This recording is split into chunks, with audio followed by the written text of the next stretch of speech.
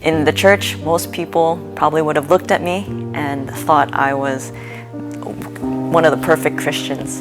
I knew all the Bible answers. I knew it had talk about Jesus. But what most people didn't realize was actually inside I was quite lost.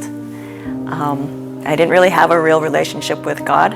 I could go into an evangelistic meeting and everybody would be enjoying the sermon. I would walk out midway just to listen to the radio because I was too bored with listening to the gospel.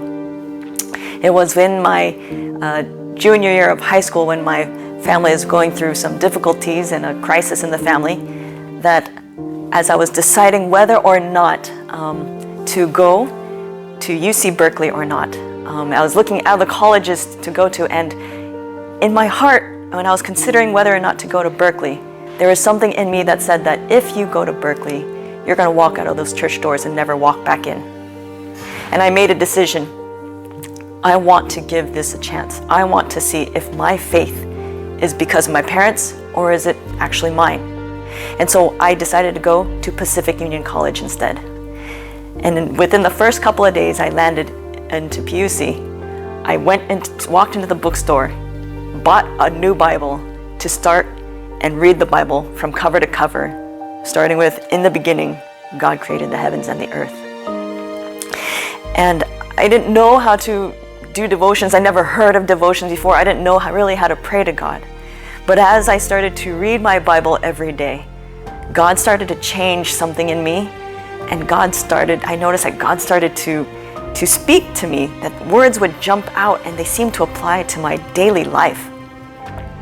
And it was at the end of a whole year of just playing around and fooling around in college, and I didn't really pay attention in school, but I had to take a general class on the life and teachings of Jesus, and they force you to read the book of Desire of Ages.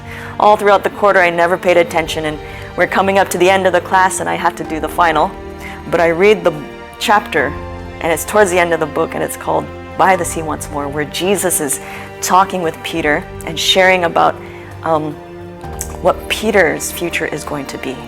And Jesus tells Peter, follow me. And there was something about when I was reading that chapter and reading that phrase, follow me, it resonated and almost felt like a voice, and it seemed so loud. I was sure it would wake up my roommate who was sleeping in the room. But when I looked and I saw that it was probably just in my head, I brushed it off, but it never let me go. Something in me told me that God was calling me to follow him into ministry. As the year went on and I kept thinking and seeing how God was speaking through other people, and providence had seemed to point that God was calling me to change my major from studying medicine to go into theology, I finally decided I have to do what I think God is calling me to do. And then I had to make the big choice to tell my family, and I knew it wouldn't be easy.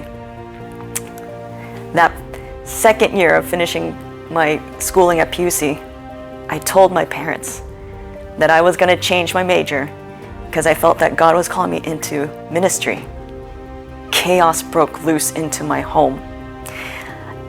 I was riddled with questions day in and day out. I couldn't even pray in peace. I was challenged in every moment. And it was finally, I remember this one moment though. I was speaking to my mom, and it seemed it was rising to a pitch, and she was looking in the eye and she was asking me, what are you going to do for your future? I said, I don't know. What are you going to do for money in the future? I said, I don't know. Are you going to end up in the mission field and I'm going to hear that you die in the mission field? And I said, I don't know. I don't have answers. The only thing I know is I have to do what God is calling me.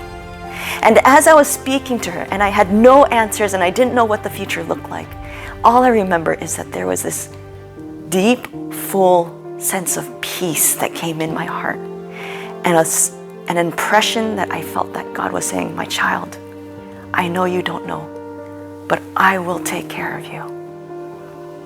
It was in that moment that I had never experienced God so real and tangible as a friend, and concretely as that moment. And prior to that moment, I think I only had a superficial understanding of God, and I had known that He was there and at my side, but it was in that moment that I knew that He was going to be with me. He was going to walk side by side with me, and He was going to lead me. There's a verse that I'm reminded of in Isaiah 42:16. I will lead the blind by a way they know not. I will make darkness as light before them.